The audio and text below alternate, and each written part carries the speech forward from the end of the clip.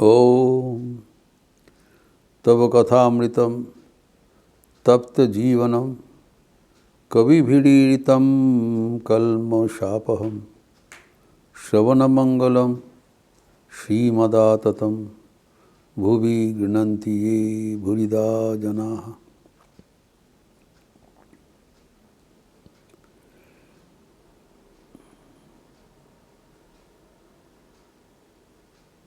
जमलार्जुन का स्तुति का बात चल रहा था।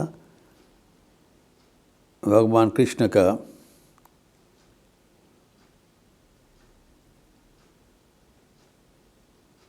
उखल खींचते हुए जो दो अर्जुन वृक्ष पतित हो गया था, उसके बाद वहाँ से निकले हुए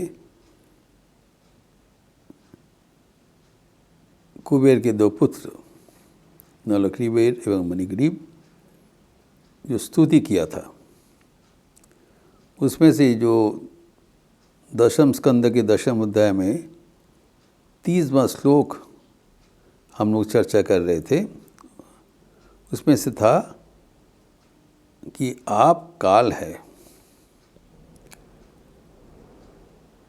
उसका चर्चा बाकी रह गया था। काल किसको लिए कहा गया था?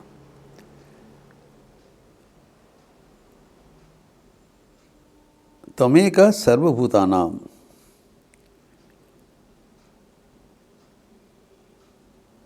देह सत्मेश्वरो देह सत्मेन्द्रियश्वरः तमेव कालो भगवान विष्णुरव्यय ईश्वरः। इसमें तो हम देखे हैं, आप सबके देह है, इंद्रिय है, मन है, बुद्धि, सब हम लोग चर्चा किए हैं। लेकिन यहाँ पर जो महत्वपूर्ण बात बोला है, ये आप ही तमेव काल। काल एक महत्वपूर्ण भगवान की आख्या है। हम देखते हैं कि भगवद गीता में काल का एक अर्थ है टाइम, समय। कहते हैं अभी कितना समय हुआ, काल कितना हुआ, टाइम स्पेस एंड कंडीशन।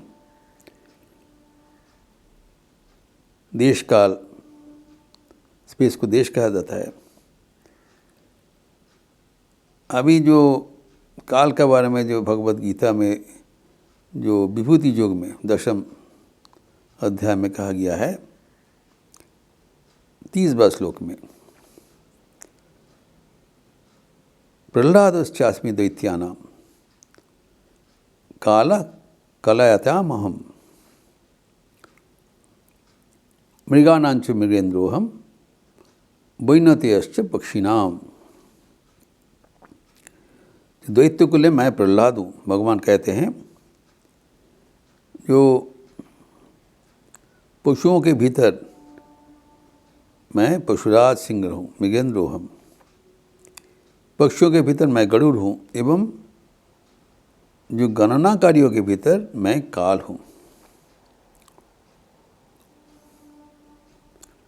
कलयातामहम, जो काल के भीतर मैं, जो गणनाकारी मतलब जो एस्ट्रोलॉजर्स, जो आयु जो मेजर होता है वो समय से होता है। उसके विभिन्न भाग हैं, क्षण, मुहूर्त, लग्न, फिर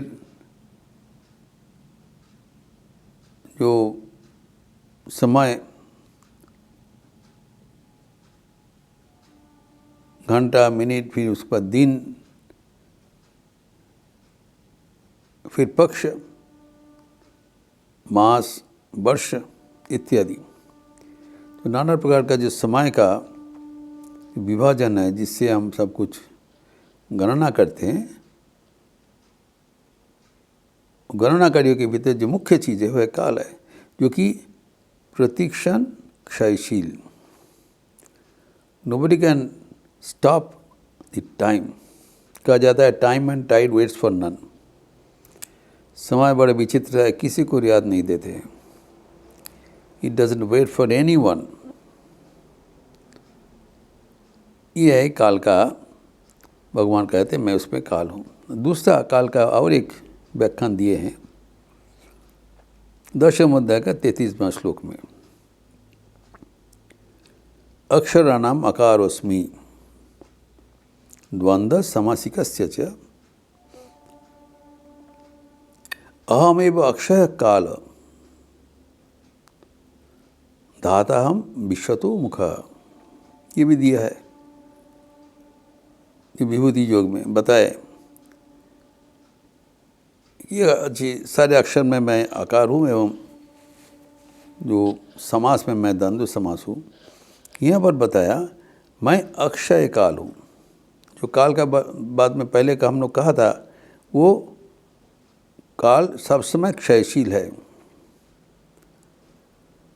नोबडी कैन स्टॉप द काल, बट हियर जो कालातीत है,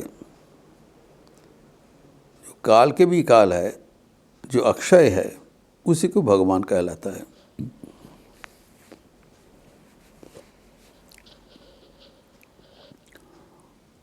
जो अक्षय काल है, भगवान का कभी क्षय नहीं होता है। ही इज चिरंतन, बियॉन्ड काल, कालातीत है। He is beyond time space and causation. तो काल का अतीत है, इसीलिए उसको भगवान कहलाता है, इसीलिए अक्षय बोला है। एवं उनको कहा है कि धाता हम विश्वतो मुख, वो सबको पालन पोषण करने वाला है, उनका भी परिवर्तन नहीं होता है। एवं विश्वतो मुख मतलब चारों ओर उनका नज़र है। ये बड़ा विचित्र है। हमें भगवान के बारे में जो कहा गया है कि सबको ख्याल रखते हैं। ठाकुर दूसरे से बताते हैं, तिनी पाका गिन्नी, सकलेर ख्याल रखें। जो गृहिणी होता है संसार में, सबको वो ख्याल रखते हैं, किसको क्या ज़रूरत है। जो कमज़ोरी है, पेट कमज़ोरी है, उसके लिए कुछ झोल का बंदोबस्त, जो पुलाव का लिया खाते हैं उसके पुलाव का बंदोबस्त, इसी करके सबके मन नज़र रहते हैं भगवान को। भगवान कहते हैं कि हमारा विश्व तो मुख। तो ये जो बात है हमको समझना चाहिए, जिसको जो कुछ प्रयोजन होगा दुनिया में, भगवान उसको ठीक उस चीज़ सप्लाई कर देते हैं। ये बड़ा विचित्र चीज़ हम देखते हैं। जिसको जो कुछ प्रयोजन चाहिए होगी, उनकी उनसे बड़ा जो ग्रीन तो किसी को दिखाई नहीं जाता है। इसलिए कहा गया मैं विश्व तो मुख, चारों ओर उनका निज़ीर है। कोई अनादर नहीं है, कोई किसी को जो छूट गया ऐसे नहीं होता है। एवं वो जो अक्षयकृत काल है। फिर और भी काल का बारे में भगवद गीता में कहा गया है। भगवान ने तीसरे अर्थ में भी वहाँ पर प्रयुक्त हुआ है। एकादश अध्याय में विश्वरूप दर्शन में कालोस्मि क्षयकित प्रवृद्धो। तो एकादश अध्याय में भगवान का जो उग्र रूप देखते हुए अर्जुन ने प्रश्न किया, आख्या ही मैं को भगवान उग्र रूप हो। ये जो आपका उग्र रूप दिखाई पड़ रहा है, भयंकर रूप, तेज से सब कुछ चला दे रहे हैं, तो आप जरा बताइए, आख्या ही आप है कौन?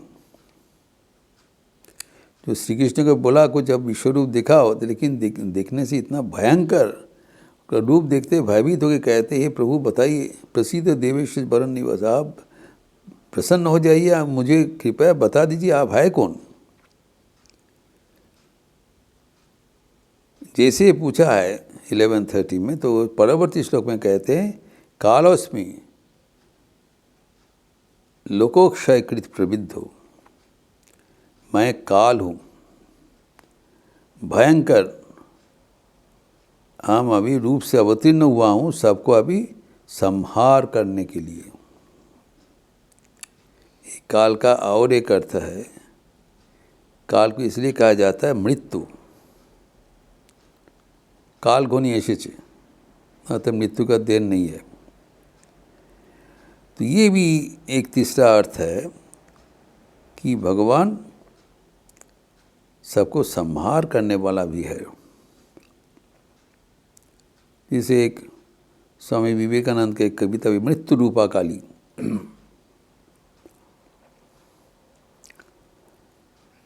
साहसे जे दुख दैन्य चाय, मृत्यु रे जे बाँधे बाहु पाशे, काल और नृत्य करे वो भोग। मृत्यु रूपा तारी पाशे आशे, तारी काचे आशे। ये काल बोला है जो स्वयं काल को जम कहलाता है। काल अर्थात मृत्यु का संकेत है। और हमें एक जो काली कीर्तन में भगवान श्री रामकृष्ण कहा करते थे कि काल के साथ रहती इसलिए वो काली है। जो श्यामा संगीत में है, जार नामे हरे काल पौधे महाकाल, तार केन कालो रूप होलो, भाव की मायर पौराण गलो। यहाँ पर जिसको नाम से काल हरण, काल मतलब मृत्यु, जिसको नाम से मृत्यु भय हम अतिक्रम करते हैं अर्थात काली, एवं जार पौधे महाकाल, जिसके पैर का नीचे महा शिव, शिव को महाकाल कहलाता है, वो शिव पड़ा हुआ है। फिर पूछ रहा है जी उसको काल, उसको वर्ण क्यों कृष्ण वर्ण है, काल का कृष्ण वर्ण है। यहाँ पर जो काल है वो उल्लेख हुआ है, वो भगवान का अक्षयकृत काल है, अक्षय काल है, जो सबको रक्षा करने वाला, सबको पालन पोषण करने वाला, धाता और विश्वतोमुखम, मैं इसको भगवान कहलाता है। इसीलिए बताया तमेव कालो भगवान। तो ये जो काल रूप भगवान को बताया, इसको स्तुति में जमलार्जुन निवेदन किया। और भी भगवान को जो विशेषण दे रहे हैं उसका हम चर्चा आगे करेंगे। लेकिन हमें याद रखना चाहिए कि ईश्वरी काल है वो अक्षयकृत काल है, काल के अतीत है, एवं उनकी आश्रय लेने से हम भी कालातीत बन जाते हैं। इसके अगले प्रसंग हम अगले दिन करेंगे। ओम शांति शांति शांति। हरि ओम तत्सत। श्री रामकृष्णार्पणमस्तु। अच्छे रहिए, स्वस्थ रहिए, आनंद में रहिए। नमस्कार।